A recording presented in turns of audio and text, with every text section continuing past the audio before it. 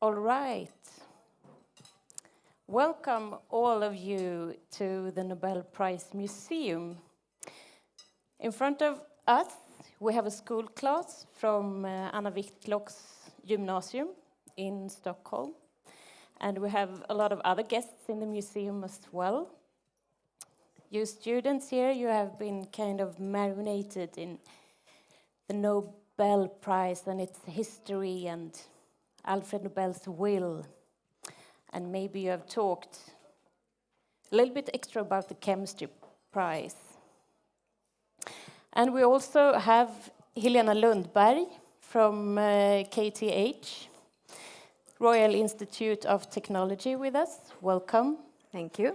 You are assistant professor in organic chemistry. That's right. Yes. So that might be a little bit of a hint. I don't know. And you're the only one in this room who knows something about this prize today. It is, I guess, I hope. Yes. Unless it has leaked. And also, welcome all people joining us online. Everyone in this room and everyone who is online will later on during this live stream be able to ask questions to our expert, Helena Lundberg. And soon we will look at the live streaming from KVA, Royal Swedish Academy of Sciences. But before that, I would like to talk a little bit about the Nobel Prize in Chemistry. Helena, you're not taking part of making the decision who receives the prize in chemistry, which is for the greatest benefit to humankind. Do you think it's difficult to make the right decision here? Yeah, I'm sure it is. I mean, there are so many great innovations and so many creative minds that have done marvelous achievements. So I'm sure that there's a whole crowd that would be suitable for this prize. Yeah. And you were here last year when the Nobel Prize in Chemistry was announced. And it was two persons. It was Macmillan and Pataputian. And Benjamin List. Benjamin List, sorry. Of course. They did something about organocatalysts. It's hard to say in English. Organic catalysis, exactly. Yeah. Asymmetric organocatalysis. Exactly. And have you used this in your work, in your everyday? So this is not specifically what we are doing in my research group, but we are also doing catalysis, so it's definitely related. Also to use like a small molecule to catalyze other transformations so that they can occur at lower temperatures, for example, or milder reaction conditions. So catalysis in general is a very powerful strategy in organic synthesis. Definitely. They were very worthy winners last year. Good to hear. I assume the ones coming today were the winners as well.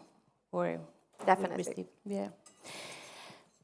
Looking back in history about prizes in chemistry, do you have any favorites or any prizes, work that have been given the Nobel Prize that have been useful for you in your work? Yeah, I mean, specifically for me, personally, being an organic chemist, the organic chemistry prizes obviously are the most relevant. So there I looked up a whole list of the prizes that have been awarded to organic chemists, and many of them, like the Grignard, like the name reactions that we call them in organic chemistry, like the reactions that are so standardized that they have been named after their inventor, they have also been awarded the Nobel Prize. So like the Grignard reagent or the Diels-Alder reaction or the Wittich reaction and so on. And these are like standard benchmark reactions in organic synthesis that everyone uses. So definitely useful stuff that was awarded. Yes. And now we can see at the KVA, people are coming into the room, and soon we will hear about the prize. Helena, Do you have any bettings going on at your lab, at your work? Who received the prize? No official betting, and I can't take part since I am already informed. So I have to stay neutral. Okay. But yeah, a lot of guesses, definitely. Yes. I think we will have a look at the screen on the wall here. Konferensen då vi ska presentera årets Nobelpris i kemi.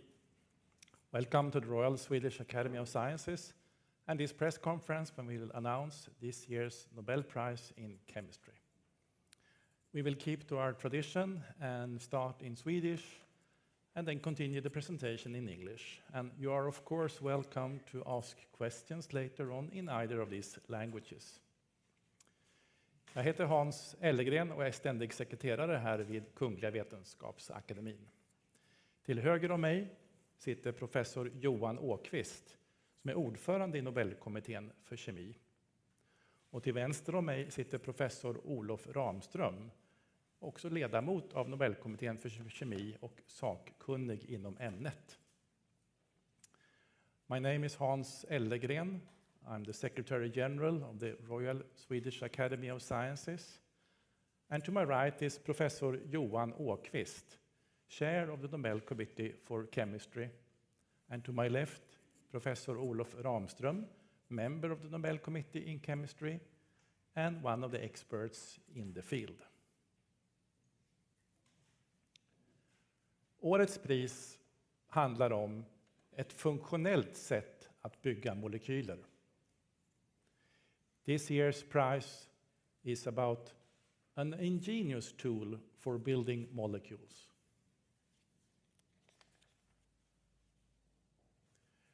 Kungliga Vetenskapsakademin har idag på morgonen beslutat att utdela 2022 års Nobelpris i kemi i lika delar till Caroline Bertozzi, Stanford University, Kalifornien, USA. Mårten Meldal, Köpenhamns universitet, Danmark. Och till Barry Sharpless, Scripps Research, La Jolla, Kalifornien, USA. Det tilldelas priset för utveckling av klickkemi och bioortogonal kemi.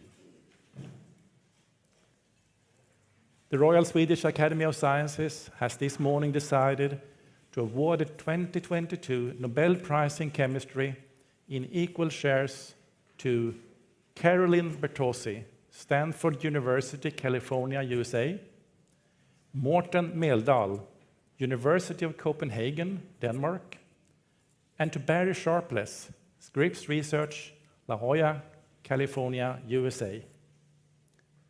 They received the prize for the development of click chemistry and bioorthogonal chemistry. Professor Åkvist will now give us a short summary in English of the prize. Please, Johan. Thank you. Click chemistry is almost like it sounds. It's all about snapping molecules together. Imagine that you could attach small chemical buckles to different types of building blocks. Then you could link these buckles together and produce molecules of greater complexity and variation.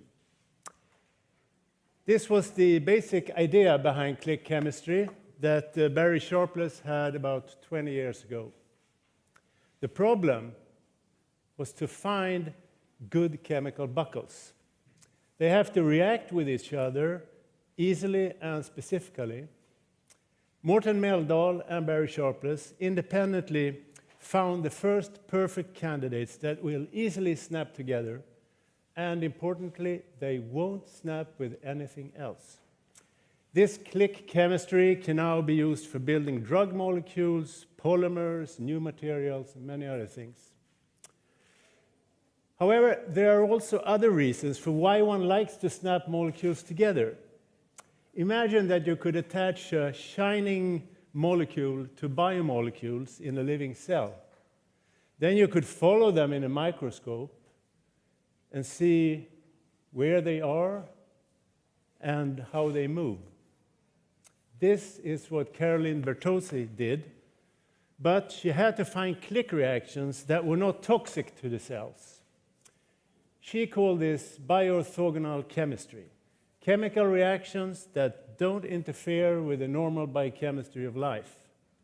This now allows us to attach all kinds of molecules to biological ones, which can be very, very useful. Besides tracking biomolecules, it can also be used for diagnostics, for delivering drug molecules to their targets, and many other applications. So this year's laureates founded the fields of click chemistry and bioorthogonal chemistry. It has led to a revolution in how chemists think about linking molecules together and how to do it in living cells. Thank you. And I'll leave the word to Professor Olof Ramström, who will give a more detailed presentation of the prize. Please, Olof.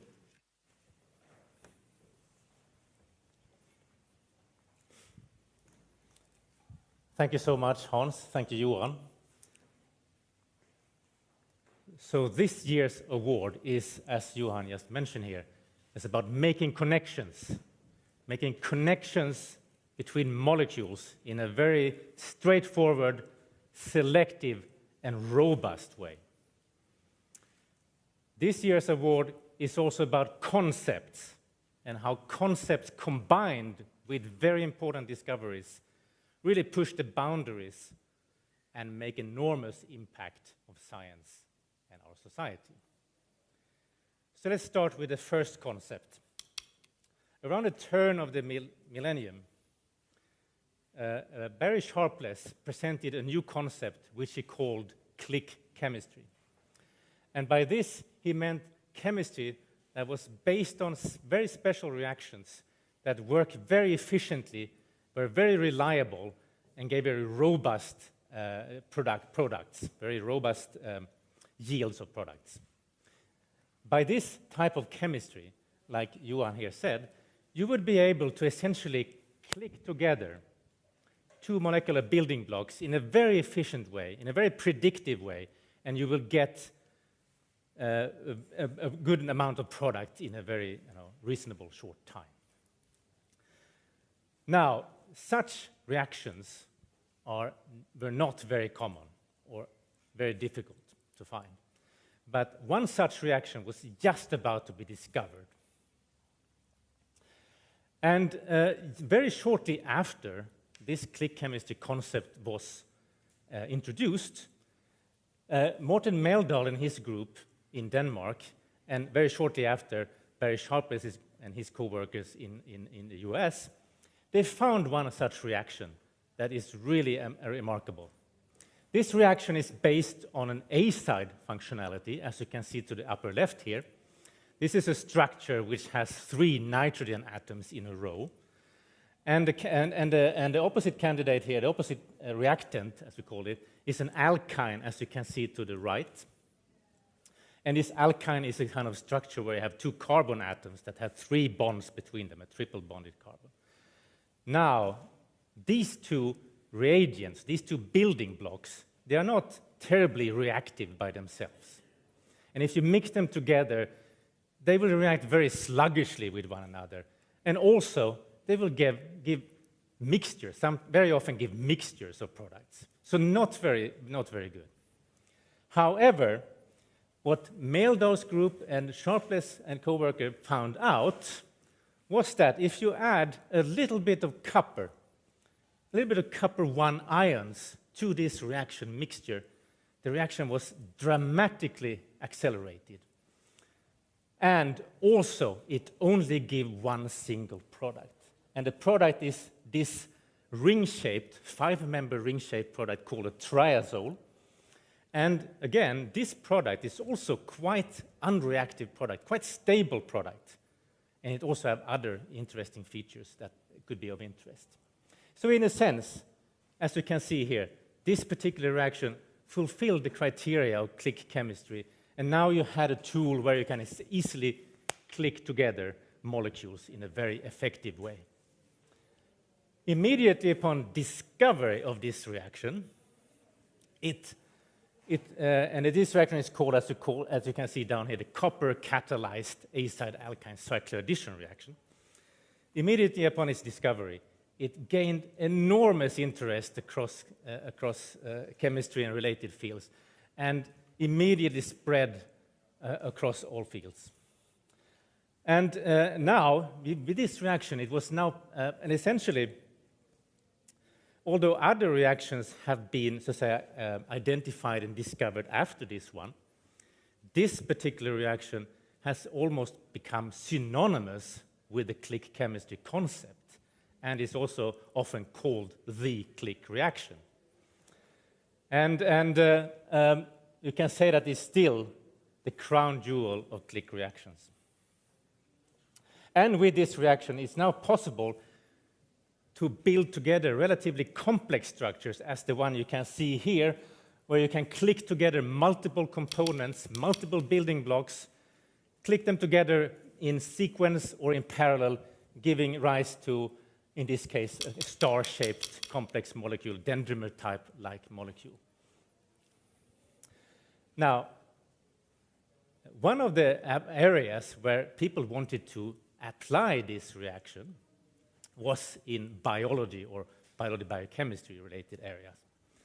But for this reason, in these cases, when you work with living cells, copper is not ideal, and living cells don't really like too much copper. So for this reason, alternative reactions were sought after. And that brings us to the second concept. Around the same time as the click chemistry concept and these copper-catalyzed click reactions were introduced, Caroline Bertozzi formulated a concept which she called bioorthogonal chemistry. And by this, she meant chemistry that is based on special reactions that can be performed in living systems, in living cells, in living organisms, without affecting or being affected by the myriad of substances and reactions that occur in such very complex systems. As you can imagine, this is definitely not an easy task. So during the 1990s, Caroline Bertozzi had been trying to work out the chemistry and biology of complex carbohydrate structures, complex sugar structures that are called glycans, and they are often located at the surface of cells, as you can see in this picture. Bertozzi and her group had been identifying chemical reactions that could work in living systems, in living cells. For example, they had identified a way to introduce the acid functionality in living cells and living systems. And they could do so by a type of metabolic engineering approach, where you have a sugar structure, a carbohydrate structure, which is then functionalized with an acid moiety. And when you grow cells in the presence of this structure, this can be taken up by the cells. It can go through and be processed by the cell machinery, and finally become incorporated in the glycans that you find at the cell surface, as you can see here. Now, once this fantastic copper-catalyzed click reaction had been discovered, shortly after, Bertozzi could also identify a metal-free alternative. And you can see the alternative here. And this alternative was based on a so-called strained alkyne, as you can see. This is an 8-membered octagonal alkyne, where the alkyne's moiety is actually twisted in a sense that it becomes much more reactive. And this alkyne structure, you can then, of course, functionalize any way you want. In this case, for example, with a molecule that can emit green light. And if you then add this strained alkyne to the cells where you have this acid functionality, these two components can click together very efficiently, and now you have labeled the glycans at the surface of the cell, and you can study where they are under the microscope. And that's exactly what you can see on the next slide here. Here you see a number of cells, And the blue part here is the cell nuclei that have been labeled blue. And you can see the green, shining green surface of the cells where you actually have those glycan structures.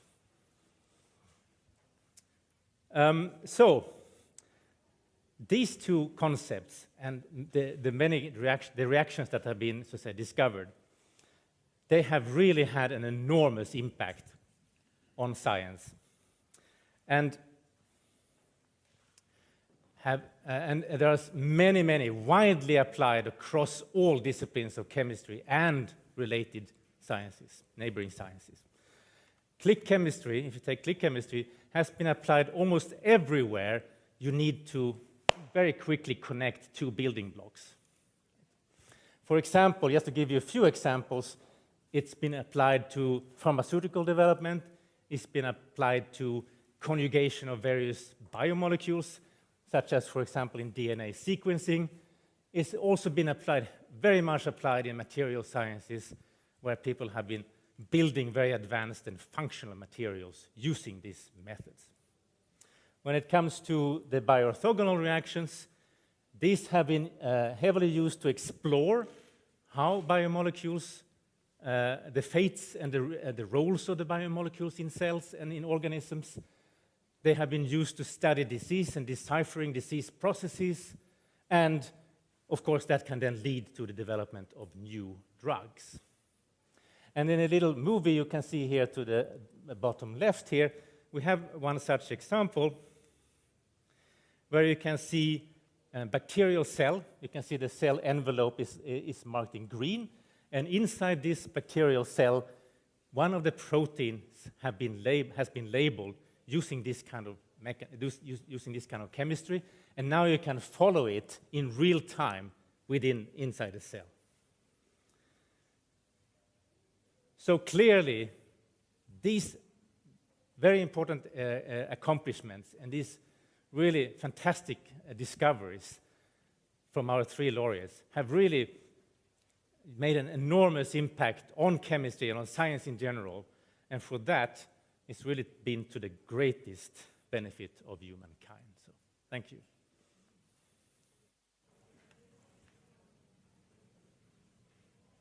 Thank you, Olof. Det sa bara klick, as the Swedish quote often is said. Now we shall see if we have one of the laureates with us.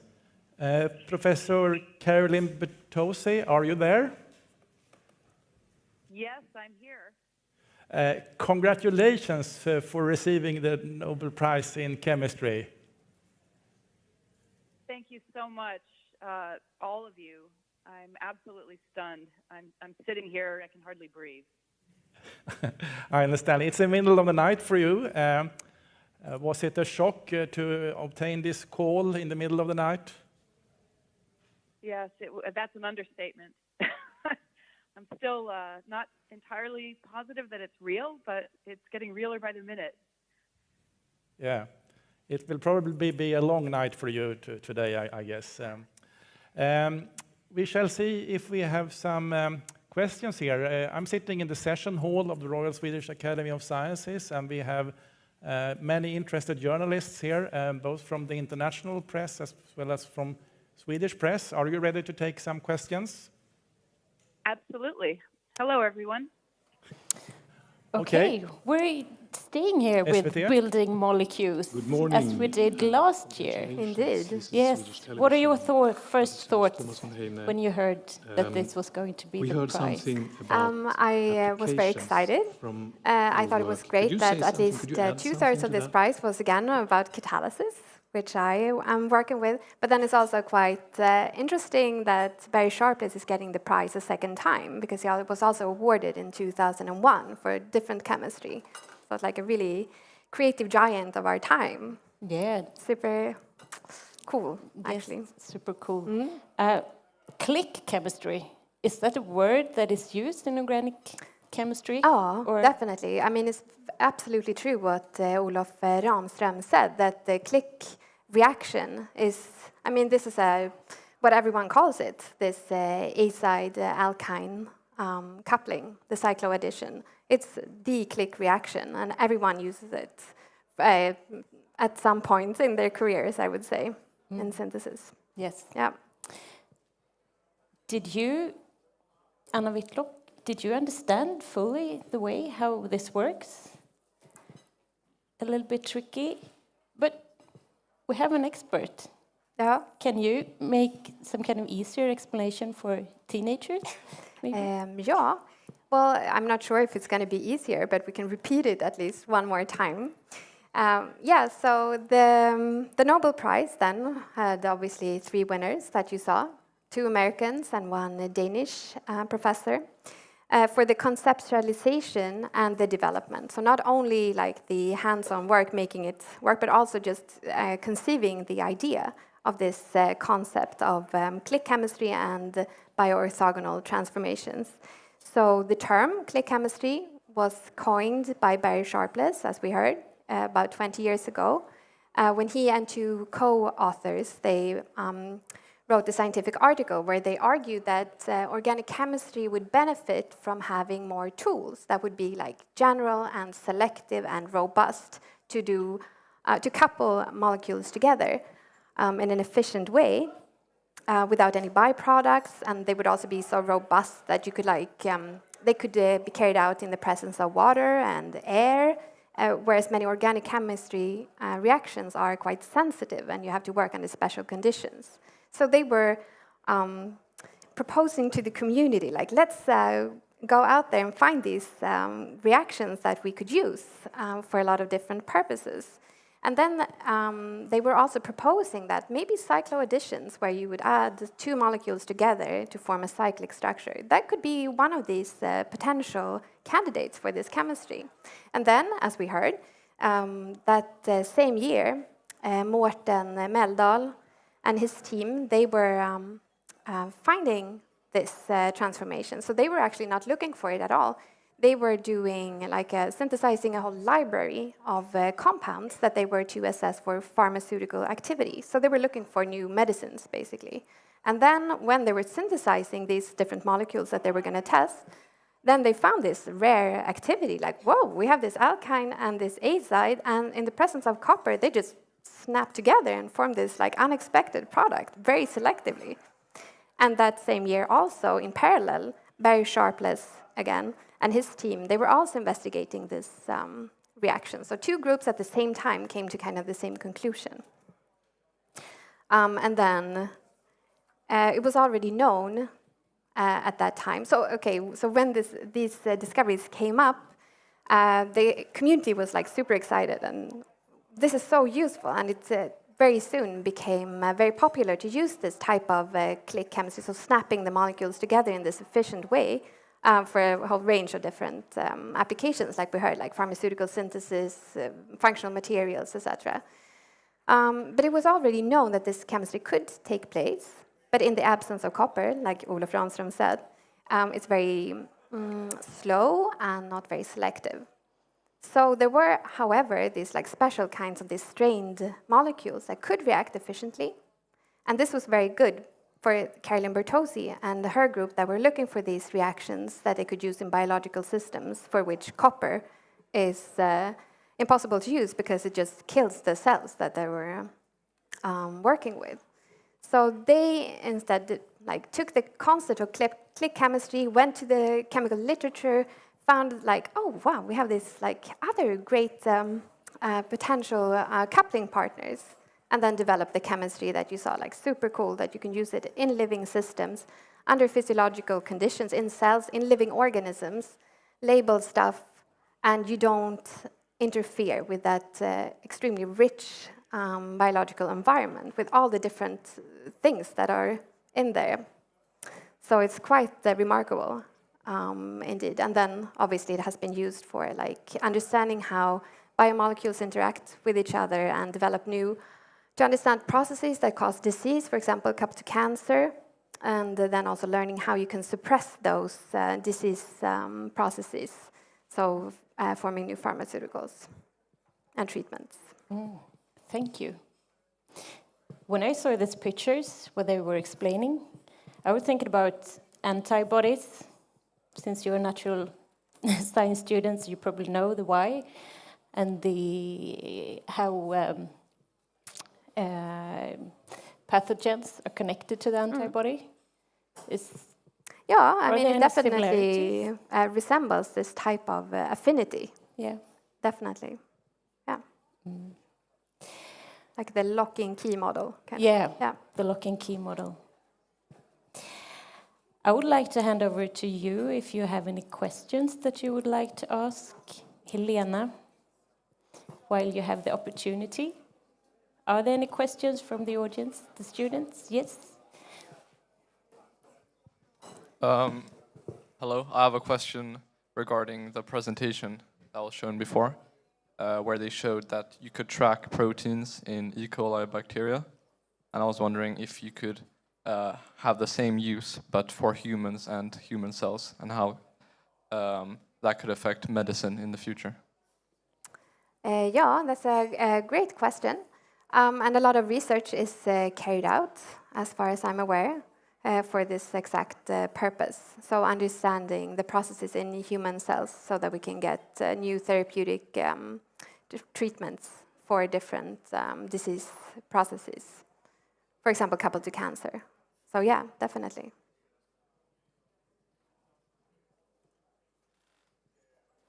Any other questions? You can ask the questions in Swedish as well, both online and in this room. No? Crystal clear, this prize. That's great. Yes, please. Just hang on, you will get a microphone.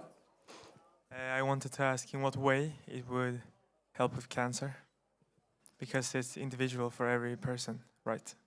So why is it this will help with everyone's cancer? That's also a very good question. And the short answer is it probably won't. But I mean, the more we understand about the processes that lead to disease, the more we can effectively target just specific processes and these pathways and prevent them. So, for example, if you can tag on something that would kill that specific cell on which the tag is sitting, for example, if you have some sort of light-responsive tag and then you shine a certain wavelength to it, it can lead to energy transfer only to that particular sick cell, for example. So this could be one way. But it's definitely not like standard treatment at this time. But it's being explored as a more targeted type of treatment for the future.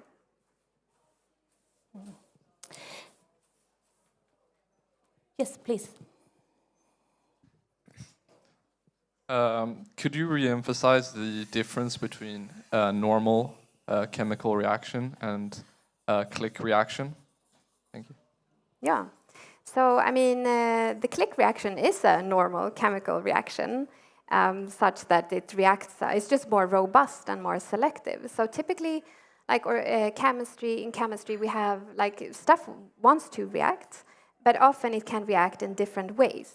So it's like, for example, if you have your bike and you have a very narrow street and it's leaning downwards, if you let your bike go, it will only roll downhill. So it only has one direction where it could go. That would be like click chemistry. Whereas if you're standing at the top of the hill and you have several streets and you just let your bike go, it could go in different directions. That maybe would be what the normal organic reaction would be like. It can end up in different places. You get byproducts. Maybe the road ahead, straight ahead, would be the product you're after, but it could also go that way or that way. This is the case for many reactions. But in order for it to work this well, to really be like snapping molecules together, it should only be able to go in one trajectory, only give you one product. So that would be the difference. That is like very effective and very selective. But again, like it is a normal chemical reaction. It's just more favored to go only one direction. I think it sounds like both last year's prize in chemistry, and part of it, and this year's prize are about affecting chemical reactions. Last year we just wanted one isomer. Today we wanted to go only one direction and not all possible ways. You will be able to work really, really fast. Yeah. with this I mean, this is what we do in organic synthesis. We try to get as selective tools as possible to create the molecules that we're after, to not have a lot of side products that would lead to less good. I mean, you give mixtures, and then you would need to purify. You spend a lot of time, you spend a lot of solvents and reagents, and you create a lot of chemical waste when you don't have a selective reaction that only goes one direction. So this is really something that we're always looking for, high selectivity. Give us only what we want and nothing of the rest. Nothing. So, yeah. But yeah, so like you're saying, it's definitely related. And it's also very much related to the prize in 1950 by Diels and Alder. That was also a cycloaddition reaction, for example. So it's all related. We all stand on the shoulders of giants when we do our research. Yes. And we're tipping. That you will do in a few years. Yes. Are there any questions from the room or maybe from online? Yes, we do have some online questions. All right, the first one is, Carolyn Bartosi becomes the 8th woman to be awarded the Chemistry Prize out of a total of 191 laureates. Why are there so few women? That's a great question.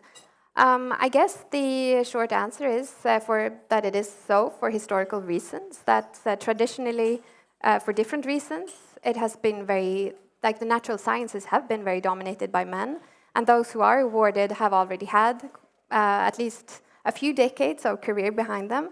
So I think this will change the more diverse the student population becomes, and then eventually climbing the ladders. But obviously there are also structures out there still that would need to be changed also to promote equal opportunity, not just between men and women, but also in other, depending on how you want to talk about society and the groups that we can divide ourselves into. Yeah. All right. The next question is, maximum of 3 people can be awarded the prize. Have there been times where you wanted to give the prize to more than 3 people? I'm sure. I am not part of that committee, so I couldn't give you any specific examples, but I'm certain that this is the case. So, I mean, science in general is a very collective endeavor, and we do things together. And sometimes it can be very hard to distinguish, like, whose idea was this, or who came up with this like great solution that made the idea come into reality. So I'm sure that this is quite challenging for the committee sometimes. Yeah.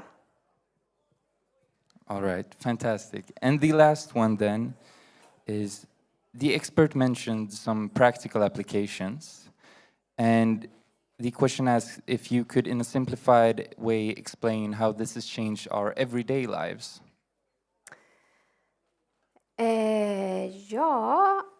So, I mean, like he was giving examples, there are these, I mean, it's used in a lot of different products, like special types of functional materials. Like, obviously, it has led to at least the beginning of new therapeutic strategies. And there are also like a lot of ligands, for example, for other types of catalysts, where you use this type of triazole, and in pharmaceuticals. So, I mean, it's basically everywhere. It's like a great synthetic tool that can be made use of in a lot of different applications. Yeah. All right, thank you. Thank you. I was thinking about we've been working with this for 20 years. What's the time perspective? Is it a long time or short time to come up with this super solution? Oh, good question. So I think it seems to be kind of what you can expect right now. I mean, 20 years is not that long in terms of science. Because at least not when it comes to the Nobel Prize, and that you have to be also able to see the effects that the innovation has had on a large number of applications. So, I mean, I guess it's both short and long, but in order to get the Nobel Prize, I would guess that you would need like instant hoorays from the community in order to get all those applications, because it's also about, I mean, obviously it's about the usability and the potential that the innovation has in itself, but it's also about visibility, that other people should know about it and these things. Yeah. So sometimes some innovations, they're only picked up upon after a very long time, whereas others that get the attention straight away are more likely to also, in the coming decades, to be awarded the prize. So, yeah. So 20 years from now, you might be back here in another position. Who knows? Who knows? But with this, I think we will round up this morning. No, we will not. We have another question. I apologize.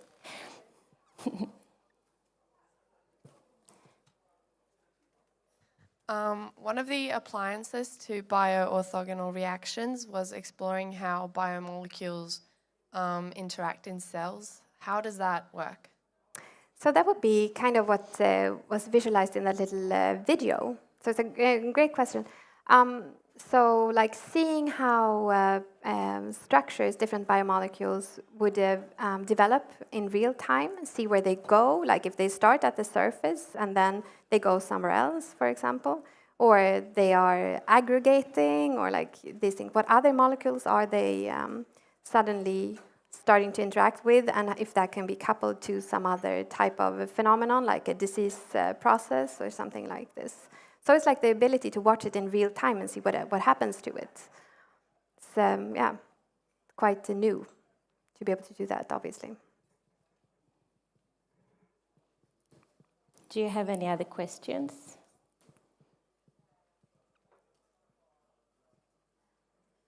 All right. Yes, please. I knew it. I could see it on you. It was something going on. Okay. Like in perspective of chemistry or like science, how big of a discovery is this discovery? Like how big of an importance does it have to the whole of humanity? In perspective. In perspective to other prizes, yeah, or like how big of a step forward is this? Is it like a major step, or how big is the discovery? Yeah, I mean, some prizes, like a few years ago when it was about the lithium-ion batteries, for example, maybe this was a prize that more people could relate to, like, oh, this is a physical thing, like it's in my computer or it's in my phone, and like it's all around. Whereas this prize is more like specialized. It was really like a breakthrough in terms of being able to selectively do stuff on the molecular scale. So it's not as easy to say that, oh, it has this great impact because we see all these devices around us, but it's more like built into the way we can make functional molecules. So it's definitely has a great impact, but it's just not as visible because we don't form like specific devices, basically. Good answer. Okay. But now I think we will round up this morning. And thank you, Anna Whitlock's Gymnasium students, and all of you in the museum, and all of you online, and of course, Helena Lundberg from KTH. And maybe if you start studying at KTH after your graduation, you will meet again at the lab. Thank you. Or in the lecture hall. Yes.